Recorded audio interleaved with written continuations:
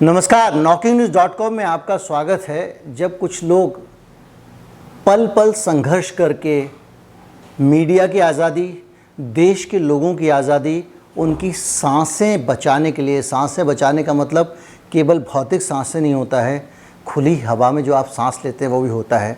उसको बचाने के लिए आप संघर्ष कर रहे हों, आप जूझ रहे हों, आपके पास संसाधन ना हो, आप लोगों को जागृत कर रहे हों, इस बीच में, और वो भी तब जब हर तरफ कहीं गोदी मीडिया और कहीं बिकाऊ मीडिया के लेबल लग रहे हों और मीडिया की भूमिका ऐसी हो कि बड़ी बड़ी खबरें दबा जाए, बड़े बड़े लाठीचार्ज दबा जाए, बड़े बड़े घोटाले दबा जाए या खबर को उल्टा दिखाए, सरकार की जेब में बैठा हो, उस पूरे माहौल के बीच में जब कोई ऐसा बयान आता है तो ऐसा लगता है किसी ने जलते हुए घाव पर मरहम लगा दिया हो। DY चंद्रचूड़ सुप्रीम कोर्ट के न्यायाधीश, उन्होंने कोरोना पर और बाकी चीज़ों पर कल बहुत खुलकर और बड़ी अच्छी बात कही।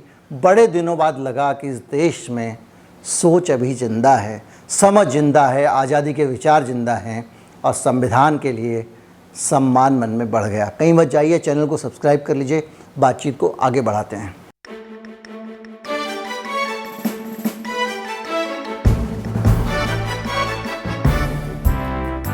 DY चंद्रचूड़ ने कोरोना के बारे में बड़ा साफ और स्पेसिफिक कहा।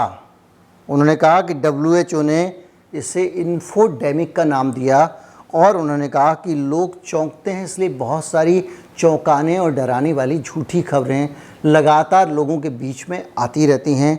और उन्होंने ये भी कहा कि जब महामारी फैल रही थी तो WHO लोगों को सावधान कर रहा था कि फेसबुक और ट्विटर जैसे प्लेटफॉर्म के बारे में उन्होंने साफ साफ कहा कि वो झूठी खबरों पर लगाम नहीं लगाते। मैंने अपने कई वीडियो में कहा, और ख़ास तौर पे ऐसी खबरें जो समाज को नुकसान पहुंचा सकती हैं।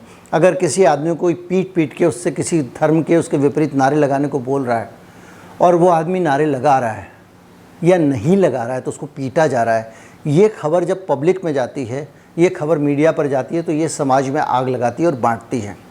चुनाव के टाइम पे पार्टियों को क्या है, अपने 100 जगह लेटर भेज देंगे या फ़ोन कर देंगे कि भैया जो जो मिले पीटना शुरू कर दो, तुम पीटोगे तो अपने आप हिंदू मुसलमान होगा और चुनाव में काम आ जाएगा। कुछ भी हो सकता है। तो ऐसी खबरें अगर मीडिया सेंसर कर दे, अगर एक आदमी पिटा है उसको वहीं रोक दे, ये मारपीट और जगह ना बढ़े, देखा देखी दूसरे लोग भी मारपीट ना करें, या बदला लेने के लिए कहीं दूसरे जो धर्म के लोग हैं अगर वो उग्र हो जाएं और किसी की पिटाई कर दें तो उससे भी बचा जा सके। इससे अच्छा है कि मीडिया को सेंसर कर दे। लेकिन सोशल मीडिया जो है वो इस मामले में बहुत गैर जिम्मेदार भूमिका निभाता रहा है, ट्विटर, फेसबुक वगैरह। इसलिए ये चंद्रचूड़ साहब का ये बयान है, बहुत मायने रखता है। लेकिन इस पूरे बयान के बीच में सबसे ज़्यादा बड़ी बात उन्होंने ये कही है कि जो समाज के बुद्धिजीवी हैं, जो समझदार लोग हैं, जो समाज को दिशा देने वाले लोग हैं, उन सबकी जिम्मेदारी बनती है, उनका फ़र्ज़ बनता है कि वो सरकार के झूठ को उजागर करें। DY चंद्रचूड़ ने कहा कि पूरी दुनिया में ये पैटर्न देखने में आता है कि सरकारें झूठ बोलती हैं, डाटा को दबाती हैं, सूचनाओं को दबाती हैं, आंकड़ों में हेरफेर करती हैं, और ऐसी स्थिति में सरकारों को अगर कोई आईना नहीं दिखाएगा तो वो लोगों को ठगती हुई चली जाएंगी। लोकतंत्र में ये बहुत ज़रूरी है। खुले में इतना कोई जस्टिस जो है वो नहीं बोलता है सुप्रीम कोर्ट का। उन्होंने कहा कि बुद्धिजीवियों का कर्तव्य है कि सरकार के झूठ को सामने लाएं। ये एक लोकतांत्रिक देश है और किसी भी गलत खबर या एजेंडे को किसी भी तरह से रोकना हम देश के नागरिकों और बुद्धिजीवियों की जिम्मेदारी। देखिए, बुद्धिजीवियों की जिम्मेदारी क्यों कहते हैं? बुद्धिजीवियों का काम है समाज को दिशा देना, और कुछ लोग क्या करते हैं, बुद्धिजीवियों को ही बदनाम कर दो ताकि जब ये दिशा दिखाएगा इस पर, जैसे मैं अक्सर झेलता हूँ इस चीज़ को, मेरे कमेंट में लोग एक लाइन लिख के जाते हैं, ये सबके साथ होता है, मेरे साथ कोई अनोखा नहीं हो रहा है, कि आप जो है वो मोदी विरोधी हैं। उदाहरण के लिए अगर मैं सरकार के खिलाफ कुछ बोलता हूँ, ये कहने के साथ ही वो मेरे क्रेडेंशियल्स पे सवाल उठाते हैं, और सिर्फ मेरे क्रेडेंशियल्स पे सवाल नहीं उठाते हैं, वो ये संदेश दे रहे होते हैं कि ये आदमी मोदी जी से चिढ़ता है, उन्होंने मेरी भैंस खोल ली है और इसलिए मैं उनको टारगेट कर रहा हूँ। अगर मैं अब उससे क्या होगा कि जो उनके जैसी सोच के लोग हैं वो अगली बार से ये मान के चलेंगे इस आदमी की बात नहीं सुनना है, ये तो उनके खिलाफ बोलेगा। और ये ऐसा संदेश जाएगा कि मैं किसी दुर्भावना से उनके खिलाफ बोल रहा हूँ और जो मैं बोल रहा हूँ उस बात में दम नहीं है। कायदे से जो बात मैं बोल रहा हूँ उसकी समीक्षा होनी चाहिए। वो गलत भी हो सकती है, सही भी हो सकती है। मैं तो राहुल गांधी के खिलाफ भी बहुत सख्त वीडियो बनाया था। पूरे मीडिया में कोई भी आदमी उस मामले में वो बात नहीं कह रहा था जो मैंने कही थी। लेकिन बात यह है कि जब आप कुछ कहेंगे तो आपको लेवल कर दिया जाता है। और यही वो कह रहे हैं कि सामाजिक, राजनीतिक, आर्थिक और सांस्कृतिक सच को हासिल करने के लिए सरकार पर ज़रूरत से ज़्यादा विश्वास करने से आपको निराशा ही मिलेगी।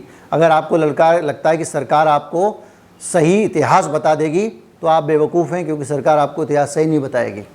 सही इतिहास मैंने बताया था, आज तक देख रहे हैं आप, लगातार वीडियो चल रहा है, लगातार लोग देखे जा रहे हैं किस तरह से महाराणा लक्ष्मीबाई से लेके छत्रपति शिवाजी महाराज से लेके और महाराणा प्रताप से लेके सब लोग ज़बरदस्त सेक्युलर थे और उनको सांप्रदायिक आइकॉन बना के रख दिया गया है। तो ये कौन बताएगा? बुद्धिजीवी बताएंगे। ये सरकार नहीं बताएगी, सरकार की जो राजनीति को सूट करता है वो बताएगी। ये डी.वाई. चंद्रचूड़ साहब कह रहे हैं। उनका कहना है कि जो सरकार कहती है केवल उस बात पे विश्वास नहीं किया जा सकता। उनका कहना है कि अपनी सरकार बचाए रखने के लिए सरकार झूठ बोलती है। वो कह रहे हैं कि पूरी दुनिया में ये ट्रेंड देखा जा रहा है। उन्होंने कोविड के सही आंकड़े पेश नहीं किए हैं। सरकार ने कोरोना के आंकड़े गलत दिए हैं। उनका ये बयान कोरोना काल के आंकड़ों से जोड़कर देखा जा सकता है। ये कोई और नहीं बोल रहा है, सुप्रीम कोर्ट का जज बोल रहा है। और सुप्रीम कोर्ट का जज बोल रहा है सिर्फ इसलिए नहीं मान लेना है, मोदी के खिलाफ बोल रहे हैं इसलिए गैर विश्वास नहीं करना है। जो बात कह रहा है उस बात में दम है और इसीलिए वो बात मैं आप तक पहुंचा रहा हूं। उनका कहना है कि किसी भी हालत में लोगों को चौकन्ना रहना होगा। आपके पास में लोग कहते हैं अक्सर कि साहब बैलेंस करो, दूसरा पक्ष भी तो दिखाओ। सरकार से जनता को बैलेंस नहीं किया जा सकता।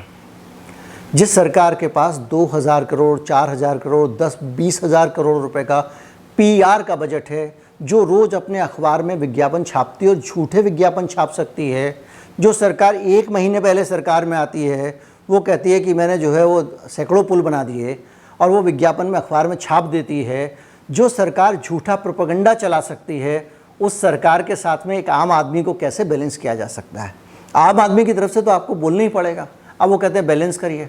अब आम आदमी की तरफ से बोलो तो उनको लगता है कांग्रेस की तरफ से। आज मेरे पास एक बड़ा अच्छा सा एक चुटकुला आया था, मीम था, उसमें मोदी जी किसी को फ़ोन कर रहे हैं और वो कह रहे हैं, मोदी जी नहीं माफ़ कीजिएगा, योगी जी किसी को फ़ोन कर रहे हैं और वो कह रहे हैं कि आज से जो भी भक्त नहीं होगा उसे चमचा माना जाएगा।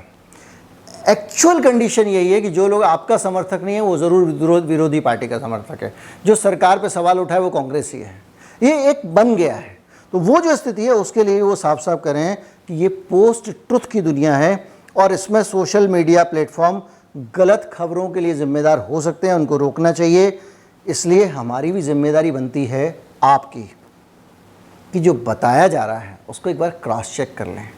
मैं आपको कुछ बता रहा हूँ, मैंने हमेशा से कहा है, भरोसा मत करिए, मेरी बात को जांचिए, परखिए। गूगल है आपके पास में। एक और काम की बात उन्होंने कही है, उन्होंने कहा है कि हमारी जिम्मेदारी बनती है ऐसे युग में जब लोग धार्मिक, आर्थिक और सामाजिक लाइन में बटे हुए हैं, या तो दाएं बैठ जाते हैं या बाएं बैठ जाते हैं, उसमें हालत यह है कि हम खुद को सही साबित करने के चक्कर में रहते हैं और जो दूसरा पक्ष आता है उसको देख के टीवी म्यूट कर देते हैं, उसकी बात हम सुनना ही नहीं चाहते हैं। और जब तक आप दूसरा पक्ष नहीं सुनेंगे आपको कुछ पता नहीं चलेगा। आप इसी एक जाल में फंस गए हैं, क्योंकि दूसरा पक्ष जब आता है तो आप उसको विरोधी घोषित कर देते हैं, उसको चमचा घोषित कर देते हैं, या कुछ और घोषित कर देते हैं, या आप उसको संघी घोषित कर देते हैं, या आप उसको भक्त घोषित कर देते हैं। और ये आज की सबसे बड़ी विडंबना है। सूचनाओं के मामले में इस सारे भाषण को सुनने के बाद ये स्पष्ट हो जाता है कि जो हम हैं, मैं, आप और आम नागरिक, उनकी जिम्मेदारी बहुत बढ़ जाती है। एक बात मैं अक्सर कहता हूँ, आम लोग जो हैं वो इस सरकार के समर्थक नहीं हैं। आप क्रिकेट मैच नहीं देख रहे हैं जिसमें आप एक टीम के फ़ैन हैं, या आप फुटबॉल मैच भी नहीं देख रहे हैं जिसमें आप एक टीम के फ़ैन हैं। आप अंपायर हैं। आप फुटबॉल में ये देख रहे हैं कौन सही खेल रहा है, कौन गलत खेल रहा है, क्योंकि आपको सिलेक्शन करना है अगली बार ये टीम आएगी कि नहीं आएगी, या इसको टूर्नामेंट से बाहर कर देना है। लेकिन अगर आप वहाँ बैठ के, जब अंपायर की जगह पे बैठ के भारत के लोग जब पक्ष बन जाते हैं, टीम के फ़ैन बन जाते हैं, चीयर लीडर बन जाते हैं, तो समस्याएं खड़ी होती हैं। हम सब जानते हैं कि हमारे यहाँ जितनी भी राजनीतिक पार्टियां हैं, सब में कुछ ना कुछ कमियां हैं, सब में कुछ ना कुछ अच्छाइयाँ हैं।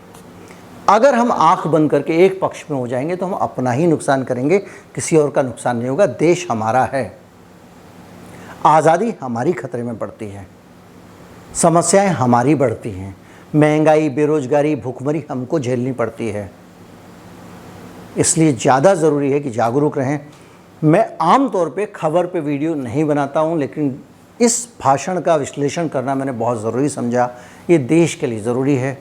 मैं इसलिए भी इस भाषण का विश्लेषण कर रहा हूँ क्योंकि मैंने इसको वैसे छोड़ दिया था, लेकिन हमारे जो एक मित्र हैं यहीं पे यूट्यूब पे और फेसबुक पे मित्र हैं, मतलब मित्र बन गए जैसे आप लोग मित्र हैं, और उन्होंने मुझे जो है वो ख़ास तौर पे निवेदन किया कि आप इस पे वीडियो ज़रूर बनाएं। वो हैं त्रिदीप सरकार और बंगाल में रहते हैं, और मुझे लगा कि इस पे वीडियो बनाना चाहिए। बहुत सारे लोग इस तरह की रिक्वेस्ट भेजते हैं, मैं उनके कहने पे वीडियो बनाता हूँ, और मैं चाहता हूँ कि आप लोग भी कुछ टॉपिक दें। मुझे अच्छा लगा इसलिए मैंने वीडियो लगाया। उम्मीद करता हूँ आपको भी अच्छा लगा होगा। ज़्यादा से ज़्यादा लोगों तक पहुँचाएँ और इस सच को लोगों के सामने लाएँ। नमस्कार, जय हिंद।